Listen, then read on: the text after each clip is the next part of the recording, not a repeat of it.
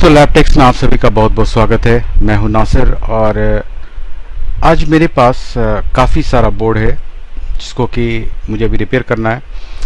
तो कुछ ज़्यादा वर्कलोड की वजह से मुझे काम को घर पर भी लेके आना पड़ता है। तो जैसे ये मेरे पास मैं लेके तो चला आया, बट यहाँ जब पढ़ रहा हूँ मैं तो बोर्ड में कुछ ऐसा लिखा हुआ है कि हो सकता है कि ये हो भी जाए यहाँ पर या नहीं हो। लिखा हुआ है कि बोर्ड ओके और नो बैटरी डिटेक्शन। ये वर्ड मैंने जब पढ़ा तो मुझे लगा कि ये बेकार लेके आ गया मैं, क्योंकि अगर बैटरी का सवाल है तो बैटरी का डिटेक्शन हम कैसे चेक करेंगे। अगर मान लीजिए मेरे पास बैटरी नहीं है तो मैं तो चेक नहीं कर पाऊंगा।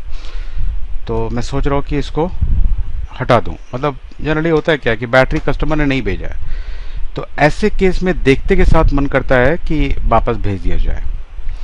बट कुछ चीज़ें हैं जिसको हम चेंज या चेक कर सकते हैं या हम डायग्नोस कर सकते हैं कुछ हद तक। तो इसमें से बहुत चीज़ मैंने आप लोगों को पहले ही बताई भी है, और मेरा ये तो काम ही है आप लोगों को ये बात बताना कि जो भी एक्सपीरियंस मुझे मिलता है वो मैं आपके साथ शेयर कर लूँ। तो किन किन बातों का ध्यान हम रख सकते हैं अगर हमारे पास इस तरह की प्रॉब्लम आती है, तो एटलीस्ट हम वो चीज़ें देख लें। अब जैसे बैटरी नो डायरेक्शन में क्या क्या हो सकता है कि आपकी गेट की बाइसिंग सही नहीं हो सकती है, एक प्रॉब्लम। जैसे अभी देखिए, अभी हम लोग सिर्फ एक ओवरव्यू देख रहे हैं कि अगर इस तरह का बोर्ड आता है तो सही बता रहा हूँ कि वीडियो तो बनाने का मन नहीं कर रहा था, क्योंकि करीब 10 बोर्ड मेरे पास यहाँ पर है। यहाँ पर आपको मैं दिखा देता हूँ। ये देखिए, ये इतने सारे अभी बोर्ड अभी यहाँ पर है जिसको मुझे रिपेयर करना है। और अभी जस्ट मैंने एक बोर्ड रिपेयर किया है। इसमें भी देखिए हुआ क्या है, घर लेके तो आ जाता हूँ लेकिन थोड़ा सा प्रॉब्लम फंस जाता हूँ कि ये मेरे पास रिपीट आया। ठीक है, तो पिछले बार ये विदाउट डिस्प्ले केबल आया था और ये नो डिस्प्ले केस था। मैं सिर्फ आपको एक्सपीरियंस ओवरव्यू दे रहा हूँ ताकि आपको कभी भी इस तरह की प्रॉब्लम आए तो आप खुद सतर्क रहें कि क्या क्या हो सकता है। अभी जैसे देखिए, पिछले बार मेरे पास जब ये बोर्ड आया, ये 10 जनरेशन का बोर्ड है, ठीक है, LA-J081P। तो इस बोर्ड में नो डिस्प्ले था, तो मैंने ये ठीक कर दिया, ये डिस्प्ले आ गया। तो मैंने अपने DSO पर USB की हेल्प से डिस्प्ले देख लिया। अब डिस्प्ले केबल के साथ आया, अब डिस्प्ले केबल के साथ आया बट घर पर स्क्रीन नहीं है। तो फिर भी लेके बैठा मैं कि जब डिस्प्ले अभी भी कीबोर्ड पर आ रहा है फिर क्यों रिपीट भेजा है। तो डिस्प्ले केबल लेके साथ में ही आ गया था, जैसा आया मेरे पास वैसा ही लेके आया। तो बट स्क्रीन मुझे ध्यान नहीं था, मेरे घर पर कोई भी स्क्रीन नहीं है। तो फिर मैंने डायग्नोस करना स्टार्ट किया और मुझे कुछ ख़राब निकला। ठीक है, मुझे यहाँ पर से कोई कंपोनेंट ख़राब निकला, ये वाला कंपोनेंट। तो इसको मैंने रिप्लेस कर दिया और ये बोर्ड मुझे लगता है कि ठीक हो गया। बस अब जा करके मुझे ऑफिस में सिर्फ इसमें डिस्प्ले चेक करना है। तो मैं आपको क्या बताना चाह रहा हूँ कि ज़रूरी नहीं है कि आपके पास सारी सुविधाएं हो। हम जब रिपेयर कर रहे होते हैं तो ये पॉसिबल नहीं है कि आपके पास सारी चीज़ें हो। जितनी चीज़ें की रिक्वायरमेंट होती है, जैसे रैम चाहिए, जो भी चीज़ DC जैक चाहिए, या DC जैक नहीं है तो हम जुगाड़ करके जंपर भी तो लगा के चेक करते हैं। जैसे अभी हमारा अगस्त का ये ऑफर चल रहा है और इसमें तो हमने पूरा पैकेज दे रहे हैं, और जो कि एकदम फ्लैट 25% डिस्काउंट है। इसमें हमने बहुत कुछ ऐड ऑन किया है, जैसे कि थ्योरी है, प्रैक्टिकल है, केस स्टडी है, वीडियो कोर्स है, सारी चीज मिला करके इसके अंदर हिंदी में और इंग्लिश में दोनों में अवेलेबल है। बट मैं आपको ये कह रहा हूँ कि अगर आप पूरा अफोर्ड नहीं कर पाते हैं, जो भी फीस है हमारा, आप नीचे दिए हुए नंबर पर कॉन्टेक्ट करके पता कर लीजिए। तो आप हमसे, आपको लगता है ना, बहुत सारे लोग बोलते हैं कि मैं ऑफलाइन ही आके सीखना चाहता हूँ। तो मैं ये बात की तो गारंटी दे सकता हूँ कि जैसे लड़के मेरे ऑफलाइन के मिलेंगे वैसे वही कैलिबर के लड़के हमारे ऑनलाइन के वीडियो कोर्स के भी मिलेंगे, क्योंकि दोनों में मैंने एक ही चीज बताई है और एक ही तरह से बताई है। और ये भी ट्राई करने की कोशिश किया है कि जितना चीज मैं ऑफलाइन वाले को प्रैक्टिकल कराता हूँ वो प्रैक्टिकल और केस स्टडी में यहाँ भी ऐड कर देता हूँ। तो ये तो हुआ कंप्लीट कोर्स। तो अभी अगस्त में ऑफर अभी चल रहा है, अभी अगस्त में खत्म होने में काफी कम दिन रह गया है, तो इसका आप भरपूर फायदा उठा। सारे मेरे स्टूडेंट का अपने फीडबैक सुना होगा, 4 इंस्टीट्यूट 5 इंस्टीट्यूट से हो करके सिर्फ हीट मारने सिखाया जाता है और उसके बाद हमारे पास आते हैं वो। तो हम बच्चों के ऊपर मेहनत करते हैं और उसे ट्रू नॉलेज देते हैं, प्रैक्टिकल, थ्योरी और केस स्टडी, सब चीज, जिसमें से जो अब हमें नया जो मिलता रहता है। मैं खुद भी चाहता हूं कि मैं भी अपडेट होता रहूं, तो जो मेरे पास नया आता रहता है वो भी अपडेट मैं उन तक पहुंचाता रहता हूं। ठीक है, इसके लिए टाइम टू टाइम हम लोग केस स्टडी डिस्कशन करते हैं ऐसे ही मैं यहीं पर से बैठ कर केस स्टडी डिस्कशन करता हूँ। और जब पॉसिबल नहीं हो पाता है केस स्टडी डिस्कशन, तो उसको केस स्टडी के माध्यम से उन तक पहुंचा देता हूं। तो आप भी अगर ज्वाइन हो जाते हैं हमारे साथ इस ऑफर के साथ, अगस्त ऑफर के साथ, तो आपको भी जो है केस स्टडी मिलता रहेगा। क्योंकि नए नए बोर्डों में नए नए तरह की प्रॉब्लम आती रहती है, तो वो सारी चीजें आपको मिलती रहेगी। तो ये तो हुआ कि मैं जो आपको इन्फॉर्मेशन दे रहा था, उसी तरीके से कहीं कहीं पर आपको ऐसी प्रॉब्लम मिल जाती है जो हो सकता है कि बहुत बड़ी प्रॉब्लम नहीं हो, कम्युनिकेशन चेक नहीं करना पड़े। बैटरी क्यों ढूंढ रहे थे हम लोग? क्योंकि हम कम्युनिकेशन चेक करेंगे, बैटरी डायरेक्ट लो हुई है कि नहीं ये चेक करेंगे, एसएम बस पूरी तरह से काम कर रहा है कि नहीं ये चेक करेंगे। ठीक है, ये तो हुई बहुत डेप्थ अंदर की बात कि उसमें एसडीए पहले डाउन होती है या एससीएल पहले डाउन होती है, कितना साइकिल है क्लॉक का, फिर उसके हिसाब से डेटा कैसे चल रहा है। ये तो बहुत डेप्थ बात हो गई। बेसिक सारी चीज़ क्या सही है, कम से कम हम वो तो चेक कर सकते हैं, कंटिन्यूटी चेक कर सकते हैं, एसएम बस आयो से चार्जिंग आईसी पर और चार्जिंग आईसी से बैटरी पर ये सही सलामत है या नहीं। तो वही एक्सपीरियंस हम आज देखेंगे। तो सबसे पहले तहे दिल से आप सभी का शुक्रिया अदा करता हूँ कि इतना पॉजिटिव कमेंट आप लोग देते हैं, जिसकी वजह से मैं जो है आपको चाहता हूँ कि कम से कम जो भी एक्सपीरियंस हो मेरे पास प्रैक्टिकली, वो मैं आपके सामने पेश करूँ। तो सब लोगों का एक बार फिर से धन्यवाद देना चाहता हूँ कि आप लोग कमेंट करते हैं, लाइक करते हैं। लाइक करिए ना करिए, उससे ज़्यादा हमें फ़र्क नहीं पड़ता है, बट पॉजिटिव कमेंट पढ़ करके ऐसा लगता है कि मैं आप लोगों के लिए इसी तरह से वीडियो बनाता रहूँ। तो ये डेल का बोर्ड है, डेल 5559। ठीक है, और इसका पार्ट नंबर मैं आपको दिखा देता हूँ। तो थोड़ा सा मैं स्विच कर देता हूँ। तो जैसा कि आप यहाँ पर बोर्ड देख सकते हैं कि ये बोर्ड का पार्ट नंबर है LA-D071P। ये बोर्ड है, और लिखा हुआ भी आप देख सकते हैं क्या क्या चीज़ लिखा हुआ है। तो काफ़ी कुछ लिखा हुआ है कि नो बैटरी डिटेक्ट या डिटेक्शन या कुछ इस तरह से लिखा हुआ है। ठीक है, तो ये प्रॉब्लम हमने देखी। तो अब जरा देख लेते हैं कि एम्पेयर का क्या हाल है, ऑन हो रहा है या नहीं। रैम भी नहीं भेजी इन्होंने, बहुत अच्छी बात है। पहले एक बार ऑन करके देखते हैं। पावर लगा रहा हूँ मैं, तो एम्पेयर देख सकते हैं आप स्क्रीन के ऊपर। तो बिल्कुल सही, ऑन हुआ, ऑफ हुआ, तो हो सकता है अभी फिर ऑन होगा, फिर ऑफ होगा। ठीक है, ऐसे ही चलता रहेगा। अभी हम रैम लगा दें। तो ये बात हमें कंफर्म करने की ज़रूरत तो है नहीं कि डिस्प्ले नहीं होगा। एक बार मैं यूएसबी लगा लेता हूँ। ठीक है, उससे भी हमें पता चल जाएगा कि डिस्प्ले आ रहा है कि नहीं। तो इस यूएसबी को थोड़ा सा गौर से देखेंगे, लाइट इसकी आपको, ठीक है, यहाँ से ही पता चल जाएगा कि क्या कंडीशन है। तो मैं ऑन करता हूँ, शायद ऐसे नहीं दिखेगा, ये पीछे की तरफ लाइट है। तो ये आपको जलती हुई, अभी तो जल रही है कंटिन्यूस, जब डिस्प्ले आएगा तो एक बार फ्लिकर करेगा।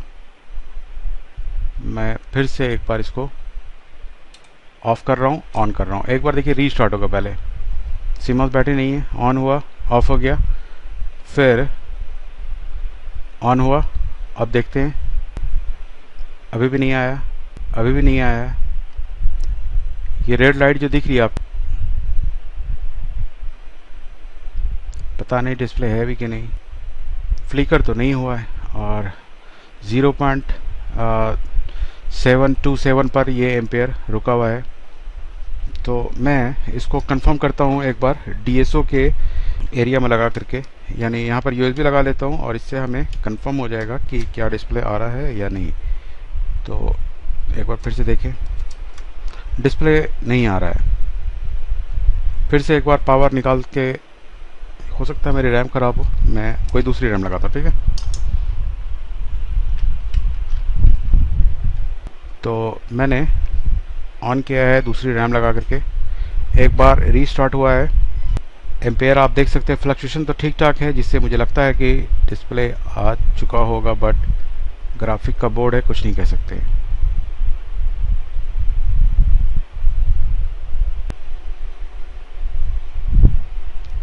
हिटसिंग भी नहीं भेजते हैं जो अभी आजकल जितने। अभी ग्राफिक का बोर्ड मैंने कल ही रिपेयर किया है, तो काफ़ी मुश्किल से मुझे उसमें डिस्प्ले देखने मिल रहा था, क्योंकि ग्राफिक के एक तो गेमिंग वाला बोर्ड जो होता है वो ग्राफिक होता है, तो डिस्प्ले तो मुझे इसमें नज़र नहीं आ रहा है। ठीक है, अब जो भी रीज़न हो, क्या पता क्या नहीं आ रहा है, बट जिस प्रॉब्लम के लिए मेरे पास भेजा गया है क्या उसका नतीजा निकलेगा। एक बार रैम स्लॉट चेंज करके देखते हैं। ग्राफिक बोर्ड में यही पंगा होता है। अच्छा, काम भी थोड़ा सा किया हुआ है बैटरी एरिया पर, हो सकता है चार्जिंग ऐसी वगैरह चेंज है। इस बोर्ड में बाइस तो नहीं किया हुआ ना, बाइस नहीं किया हुआ है, यानी लेट से डिस्प्ले आने का तो कोई सेंस नहीं है। तो मुझे लगता है कि नॉन ग्राफिक बना करके ये डिस्प्ले आ जाएगा। बिल्कुल नहीं, डिस्प्ले का तो कोई नाम निशान नहीं है। लेट से आता है क्या इस बोर्ड में? हो सकता है कि लेट से आए। तो एक बार ऑफ करते हैं मैन्युअली। टॉप वाला ग्राउंड ऑफ हो गया।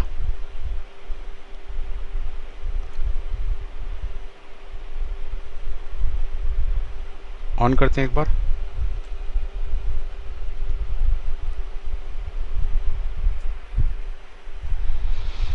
सेवन 8 4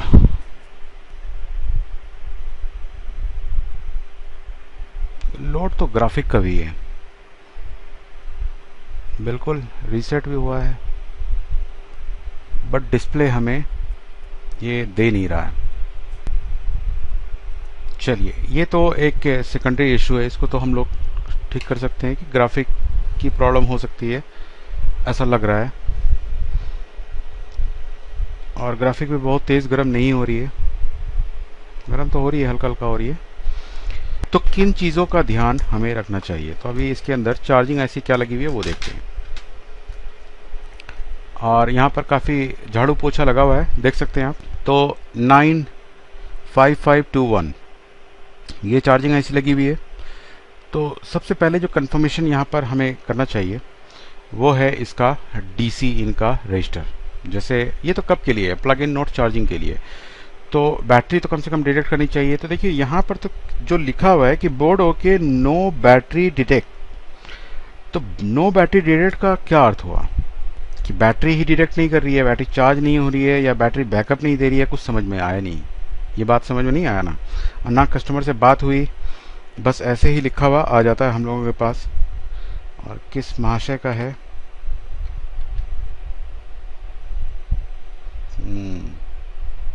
तो कोई बड़े से सॉल्यूशन है, ये नाम नहीं बताऊंगा मैं। और यहाँ पर इसकी PSID होती है। तो ये एरिया भी मुझे तो ठीक लग रहा है, वो तो साफ साफ दिख जाता है। तो चलिए यहाँ पर अब मैं मल्टीमीटर भी खोल लेता हूँ, और ताकि आप दोनों चीज़ देख लीजिए। तो ये एरिया है हमारा PSID का। तो 33 ओम बिल्कुल सही है। डायग्राम भी अभी नहीं खोला हमने। और आयो देखते हैं, चेंज है क्या? नहीं, चेंज नहीं है। और 7-8 नंबर पिन होनी चाहिए इसकी SM बस, ठीक है। चलिए वो डायग्राम खोलते हैं। तो ये MEC की 1404 लगी हुई है। तो ये तो काफ़ी फेमस IC हो चुकी है अब। और डायग्राम निकाल लेते हैं। तो ये एरिया है, तो यहाँ पर से हम बैटरी परसेंट एरिया को हम तलाश करेंगे। बैटरी परसेंट अभी तो लो है, अब इसलिए चाहिए होता है बैटरी कि जब हम बैटरी लगाएं तो ये लो हो रही है या नहीं हो रही है, इस बात का कंफर्मेशन हमें चाहिए होता है। तो अभी कितना नंबर पिन है ये है चौथा नंबर पिन, 1 2 3 चौथा नंबर पिन। तो इस तरफ से एक कौन सा दिखा रहा है? टांग भी बेचारे का टूट गया है। ये देखिए, ये बैटरी कनेक्टर है, ठीक है। और ये 1 नंबर इस तरफ से लिख रहा है, 1 नंबर इस तरफ से। जिधर टूटा हुआ नहीं है, ये प्लास्टिक टूटा हुआ इस तरफ है, और इधर टूटा हुआ नहीं है प्लास्टिक, तो इस तरफ से 1 है। तो पलट लेते हैं हम, क्योंकि कंपोनेंट हमें इस तरफ मिलने वाला है। तो ये प्लास्टिक इधर है, और 1 नंबर के बाद 1 2 3 चौथा नंबर, चौथे नंबर पर रख करके हम पता करेंगे कि कहाँ जा रहा है। ये थोड़ा सा आगे करें, चौथा नंबर तो यही है ना, ठीक है। इस रजिस्टर पर जा रहा है, इस रजिस्टर से फिर होता हुआ इस PD3 पर जा रहा है, यही दिखा रहा है ना। तो ठीक है, यानी बीच में 100 ओम का एक रजिस्टर लगा हुआ है। तो मैं ये भी चेक कर लेता हूँ कि ये 100 ओम सही है कि नहीं। नॉर्मली और क्या चेक करेंगे जब बैटरी नहीं है। नहीं, 100 ओम था कि 200, ये वाला 200 ओम है, ये 200 ओम है, ठीक है, ये 200 ओम है। और आगे चल करके फिर 10K के साथ पुलअप है और बैटरी परसेंट आपको मिलनी चाहिए। यहाँ पर PD3 भी है, PD3 भी ख़राब हो सकती है। बैटरी परसेंट का एरिया है, इसको कॉपी करते हैं, ये जाएगा आयो के पास और अभी इस पर हाई आनी चाहिए। जब हम एडाप्टर लगा देंगे तो हमें यहाँ पर 3.3 वोल्ट मिलनी चाहिए और बैटरी लगाते ही ये डाउन होनी चाहिए, इसलिए हमें बैटरी चाहिए होती है। कभी कभार इस बोर्ड में मैंने देखा है कि ये प्रॉब्लम भी आती है कि बैटरी लगाने के बाद डाउन नहीं हो रही है।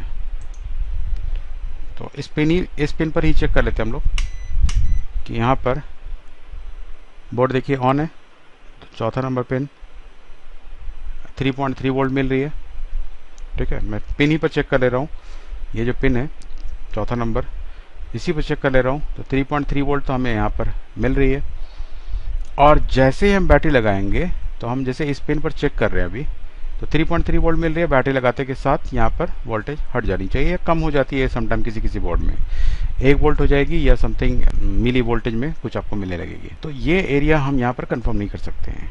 और तो कहीं पर कोई वोल्टेज नहीं है, NVDC नहीं है, HPV टेक्नोलॉजी है, ये हाइब्रिड टेक्नोलॉजी है। इसमें 12 वोल्ट नहीं मिलने वाला या 8 वोल्ट नहीं मिलने वाला है कनेक्टर पर। आगे देखिए क्या है, डायग्राम निकालते हैं, यही हमें कुछ बता सके शायद। और कौन सा एरिया है, 17.4 वोल्ट की बैटरी, DC जैक से 19 वोल्ट बना विन। अच्छा ये तो PSID है, ये विन गया अंदर। तो बोर्ड तो ऑन हो रहा है, शॉर्टिंग वगैरह कहाँ से हो। बैटरी ग्राउंड, अच्छा ये इस पिन के बारे में है कि पहला दूसरा ग्राउंड है, जरा चेक करते हैं। पहला दूसरा ग्राउंड है और बैटरी 1 बैटरी 2 क्या है, 7-8। अच्छा ये दोनों तो एक ही है ना। अच्छा ग्राउंड किस तरफ है, ग्राउंड किस तरफ है, इधर है ग्राउंड, दोनों तरफ ग्राउंड है क्या।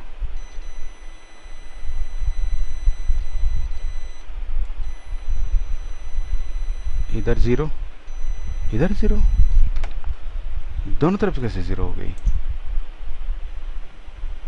1 नंबर पिन कौन सा था, 1 मिनट पलटने दीजिए। 1 नंबर पिन हमारा ये प्लास्टिक का साइड था ना, ये 1 नंबर पिन है, यहाँ पर 1 नंबर पिन है, प्लास्टिक का साइड है। इधर डायग्राम क्या बता रहा है, ये बता रहा है 1-2 ग्राउंड है, बिल्कुल सही। तो ये हमारा 1-2 ग्राउंड है, ये तो सही है। ये दोनों बैटरी की वोल्टेज है ना, बोर्ड में शॉर्टिंग तो नहीं होनी चाहिए बोर्ड में। अच्छा बैटरी का एरिया है ना, मॉसफेट तो नहीं गई, बैटरी मॉस जो बी मॉस होती है, ये तो चार्जिंग IC है। चार्जिंग के पास शॉर्टिंग है क्या, नहीं नहीं, ये मैं मॉसफेट चेक कर रहा हूँ, बैटरी मॉसफेट, ये भी शॉर्ट नहीं। कॉयल ग्राउंड से चार्जिंग ऐसी गई है लगता है, कॉयल ही शॉर्ट आई पड़ी है।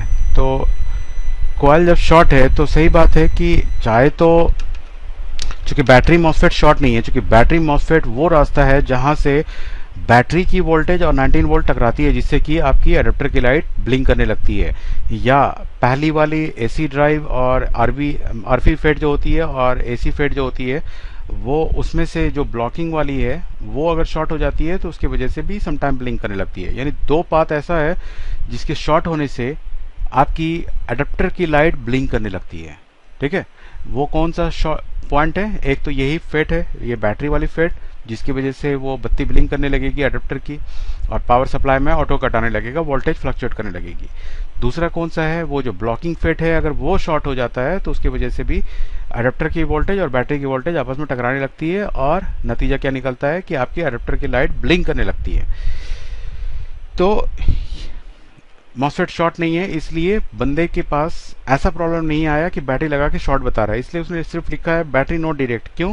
क्योंकि मॉसफेट शॉर्ट नहीं है, शॉर्ट कॉइल है, कॉइल पर कुछ भी वोल्टेज नहीं बना पा रही है वो बैटरी की मान लीजिए बैकअप होगी 12 वोल्ट, तो उस कंडीशन में 12 वोल्ट तो आना चाहिए ना वहाँ पर, तो बैटरी इसलिए डिटेक्ट नहीं कर रही होगी क्योंकि ये कॉइल ही शॉर्ट है, तो यहाँ पर 0 वोल्ट बन रही होगी, तो इसलिए कैसे सेंस करेगी बैटरी, ना चार्ज होगी ना ही बैकअप देगी। ठीक है, तो बंदे ने सही लिखा है, बट बैटरी भेज देता तो 100% श्योर हो जाता कि क्या प्रॉब्लम है इसमें। यहाँ पर लग रहा है कि कोई चार्जिंग आईसी खराब है या इसी एरिया में से है। ये जो चार्जिंग का सेंसिंग रजिस्टर है ये, ठीक है, दो सेंसिंग रजिस्टर का जो एरिया होता है वो दो ही होता है बोर्ड के अंदर। एक तो होगा कि आपका डीसी इन का एरिया के लिए, यानी जो डीसी इन हो रही है बोर्ड के अंदर उसके लिए एक ये सेंसिंग रजिस्टर है, यानी दो एरिया जहां से हम पावर इन करते हैं वहां पर सेंसिंग रजिस्टर होती है। वो करंट मॉनिटर करने के लिए होती है कि कितना करंट मॉनिटर यानी आ रहा है या जा रहा है, बैटरी चार्ज करने के लिए और बैटरी से क्या बैकअप आ रहा है बोर्ड के अंदर, इसको सेंस करने के लिए कि कितना करंट है। ये दो सेंसिंग रजिस्टर होते हैं, ठीक है। तो ये वाला जो सेंसिंग रजिस्टर है ये हमारा शॉर्ट हो चुका है। तो शॉर्ट रजिस्टर नहीं होती है, रजिस्टर तो आपस में ये 10 मिली ओम यानी 0.1 मिली लिखा होगा इसके ऊपर। आइए जरा देखते हैं डायग्राम में कितना लिखा हुआ है। तो चार्जिंग आईसी कहाँ गई? यही है ना, चार्जिंग आईसी, और ये सेंसिंग रजिस्टर है डीसी इन वाला, और यहाँ पर होगा बैटरी वाला, ये वाला बैटरी वाला। तो 0.1 मिली ओम का ये लगा रहता है और ये एरिया शॉर्ट बता रही है। तो एक पॉसिबिलिटी मैं क्या बता रहा हूँ कि एक तो जो बत्ती ब्लिंक करती है कि ये एरिया अगर शॉर्ट हो जाती है, ये एरिया, तो बैटरी की वोल्टेज और अडेप्टर की वोल्टेज टकराने लगती है।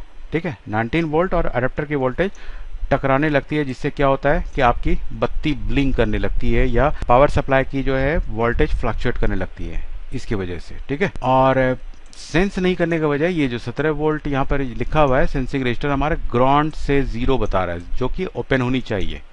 ठीक है, 12 वोल्ट बनना है यहाँ पर, तो इसलिए ओपन होनी चाहिए। और यही हमने देखा यहाँ पर कि ये हमें बता रहा है 0, यही ना बता रहा है 0 सेंसिंग रजिस्टर। PR 765 यही नंबर है, PR 765, PR 765। तो यानी कि ये शॉर्ट है। अब शॉर्टिंग का कितना रीज़न हो सकता है? ये यहाँ से शॉर्ट हो गई है जिसकी वजह से कॉइल शॉर्ट बता रही है और रजिस्टर भी शॉर्ट बता रही है, या इतना सारा कैपेसिटर यहाँ पर है इसमें से कोई शॉर्ट हो सकती है, या ये जहाँ से आ रहा है यानी वो जो बैटरी एरिया था हमारा, बैटरी एरिया था ना, ये बैटरी वाला एरिया जो था इसके पास ये कैपेसिटर कुछ भी इसमें से शॉर्ट हो सकता है।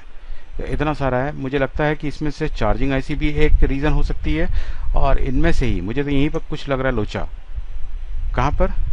ये जो इसके पास कुछ कैपेसिटर लगे हुए हैं रजिस्टर के पास, यहाँ पर देख रहे थोड़ा सा ग्रीन ग्रीन सा मुझे कुछ नज़र आ रहा है, लग रहा है। ये देखिए, ये भाई साहब लगता है कि अच्छे से शरबत वगैरह पी करके आया है, इसी दोनों में से फैसला होगा, मुझे तो ऐसा लगता है। ये भी कुछ कम नहीं है, वैसे बोल तो रहे सब। तो चलिए, ये तो थोड़ा सा मेरे लिए आसान हो गया कि बैटरी ना भी भेजे, अब तो काम बन सकता है। तो इसमें सब नहीं निकालेंगे, हालांकि मैं वोल्टेज इंजेक्ट करूं और ये पता कर लूं कि कौन सी ख़राब है। तो ये पूछिए कि क्यों नहीं कर रहा हूं, कि मैं आपको इंजेक्ट करता हुआ पावर सप्लाई भी है मेरे पास, क्यों नहीं दिखा रहा हूं? क्योंकि वैल्यू ज़रा देखिए, एक बार गौर से देखिएगा तो आपको एक चीज़ समझ में आएगा। जब कैपेसिटर की वैल्यू 0 हो जाए तो इसको ये समझिए कि यहाँ पर ये जंपर वायर बन गई है। तो ऐसे में क्या होगा, आपकी जो जहाँ से इंजेक्ट कर रहे हैं वो वायर गर्म होने लगेगी।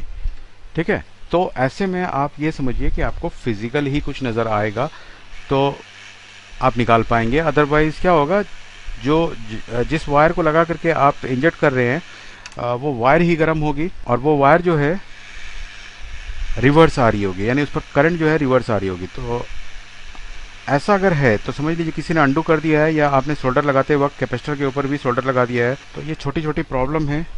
दो जरूर निकालूंगा, ये दोनों मुझे सड़ा हुआ लग रहा है। अब देखेंगे कि इस दोनों में से अगर ये आज नहीं तो कल खराब हो ही जाएगा, इसलिए अब मैं इसको बाहर निकाल करके यहाँ पर ही चेक करूंगा। ठीक है, दोनों को निकाल लिया है, दोनों में से कोई एक ही खराब होगा, लेकिन चेंज मैं दोनों करने वाला हूँ। पहले यहाँ पर से देख लेते हैं शॉर्टिंग हटा कि नहीं।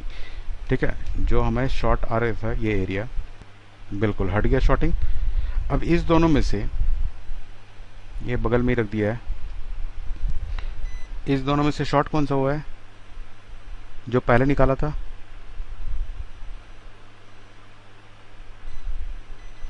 यहाँ यही है शॉर्ट।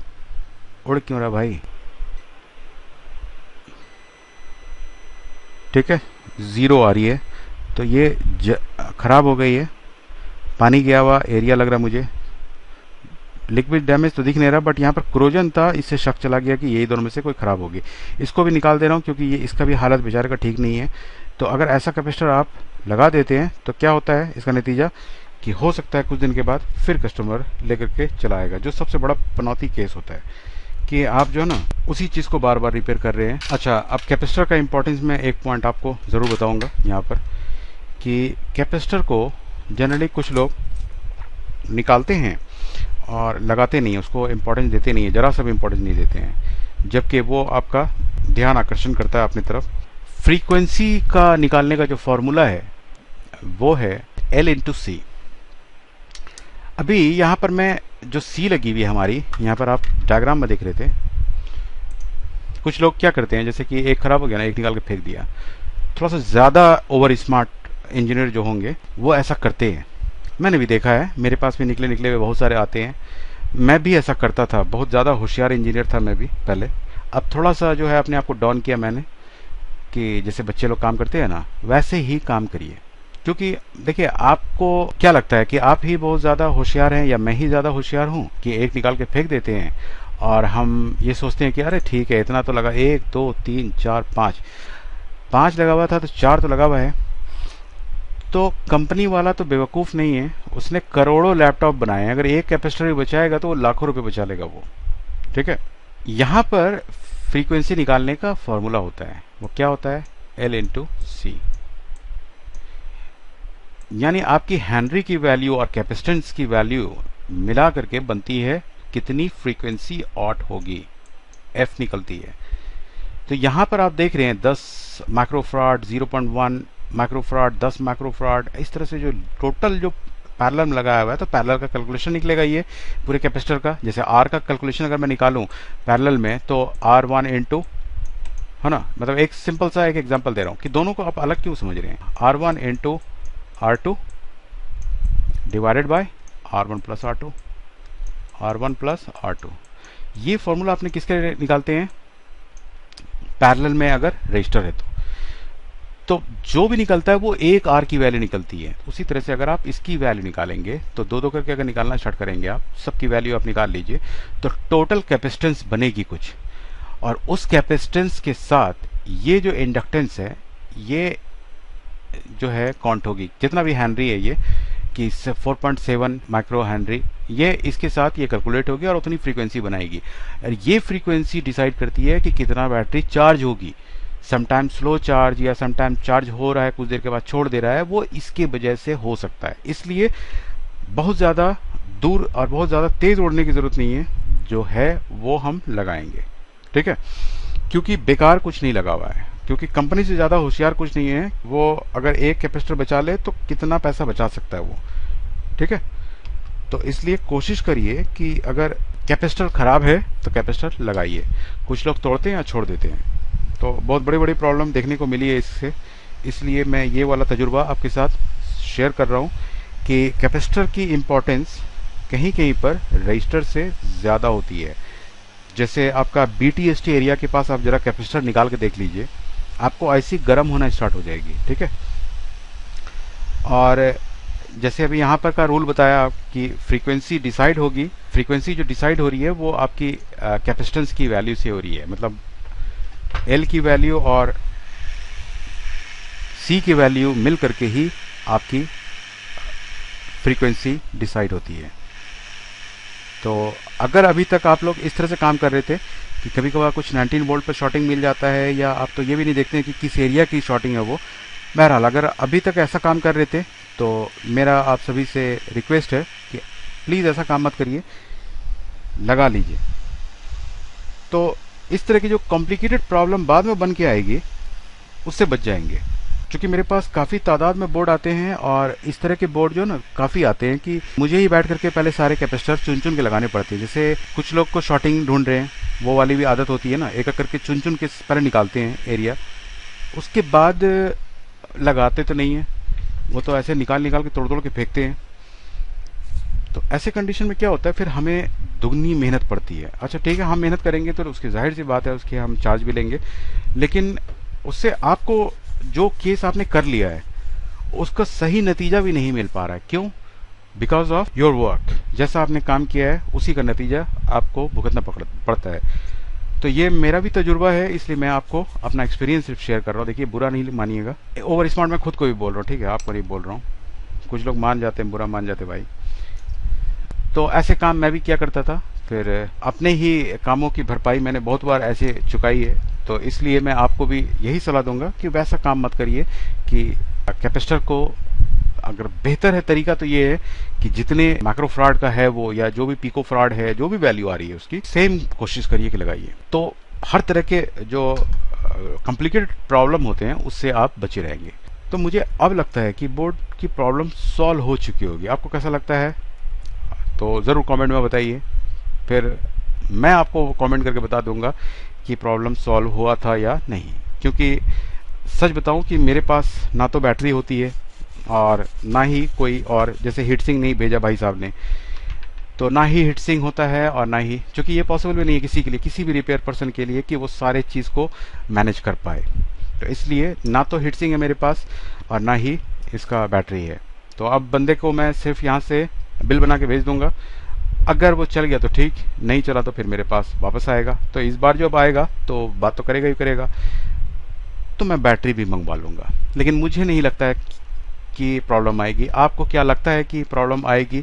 क्योंकि प्रॉब्लम तो आप लोगों ने शुरू से लेके एंड तक देखी। अब इसके अलावा भी मैं कुछ नहीं चेक करूँगा। नॉर्मली जो बेसिक चीज़ें थी कि रजिस्टर वगैरह चेक कर लिए, और जो आपके सामने जितनी चीज़ें मैंने करी है वो तो मैंने आपको दिखाई दी है। इससे ज़्यादा मैं कुछ करने वाला भी नहीं है इसमें। तो मुझे उम्मीद है दोस्तों कि आपको ये वीडियो पसंद आया होगा। तो चलिए अब मुझे इजाज़त दीजिए, मेरे पास अभी बहुत सारे वीडियोस बनाने के लिए आप लोगों के लिए है, तो मैं दूसरे वीडियो पर लगता हूँ जिसको आप जल्द ही देखेंगे। तो इस वीडियो को ज़्यादा से ज़्यादा शेयर करिए। एक चीज़ बताना था आप लोगों को कि हमारा अभी बायोस का ऑफ़र चल रहा है, जो कि अगस्त तक रहेगा, 2022 तक। तो अगर आप इंटरेस्टेड है, क्योंकि वो एक स्पेसिफिक कोर्स है बायोस का, जिसके अंदर हमने ऑलमोस्ट हर चीज़ कवर कर रखी है। अब जैसे कुछ लोग वहाँ पर हमसे पूछ रहे हैं कि क्या उसके अंदर पासवर्ड का होगा कि नहीं, क्योंकि आपको जब इंजेक्ट करने आ गया है, आपको किसी भी तरह से एडिट कर सकते हैं बायोस को। तो अगर बायोस की पासवर्ड है तो उसको आप रिमूव कर सकते हैं। बट अगर वो मान लीजिए कि एडमिनिस्ट्रेटर पासवर्ड है, तो जाहिर सी बात है आपको आईओ प्रोग्राम करनी पड़ेगी। जैसे मान लीजिए एसएमएससी की है, आईबीएम की है, थिंकपैड की कोई भी है, उसके अंदर बायोस से नहीं तोड़ता है वो। बायोस से हम उसको हैक किया करते हैं, तो जिसको कि हम आईओ से तोड़ते हैं, ठीक है। तो कुछ लोग इस तरह का भी सवाल पूछ रहे थे कि क्या क्या चीज़ उसमें कवर होगी, क्योंकि वो सारा चीज़ लिखा हुआ पैटर्न कि क्या क्या चीज़ कवर होगा। तो बायोस में हेक्सा से कैसे एडिट करते हैं, बायोस को कैसे एक्सट्रैक्ट करते हैं, कैसे हम बिल्ड करते हैं, और जो फिट्स टूल है उसको हम कैसे करते हैं, बायोस को क्लीन कैसे करते हैं, ठीक है, बायोस के अंदर इंजेक्ट कैसे करते हैं, बायोस का जो गार्बेज होता है वो कैसे निकालते हैं, आरएसए सिग्नेचर को कैसे हम उसका डमी पीएमई बनाते हैं, वो सारी चीज़ें हमने वहाँ पर बताई हुई है। तो पहली बार ये हम लोगों ने ऑफ़र निकाला है, और जल्द ही इंटरेस्टिंग ऑफ़र आने वाला है स्विचिंग का, जहाँ पर ट्रिगर सेक्शन पर बताऊंगा कि लैपटॉप जो है ट्रिगर अगर नहीं होता है तो आप कितना स्टेप्स ले सकते हैं। उसका प्रैक्टिकल वीडियो मैं बना रहा हूँ, तो उसको भी जल्द लेके आपके सामने हाजिर होऊंगा। और अगस्त में हमारा ऑफ़र आने वाला है पूरा पैकेज का, पूरा वीडियो कोर्स के पैकेज का, नए केस स्टडी के साथ, नए वीडियो के साथ, बहुत सारे उसमें वीडियो ऐड हुए हैं। तो उसका भी आप इंतज़ार करिए, जल्द ही आपको वो देखने को मिलेगा। तो चलिए फिर हम लोग अब मिलते हैं अगले केस स्टडी के साथ। Thank you guys, thank you for watching this video.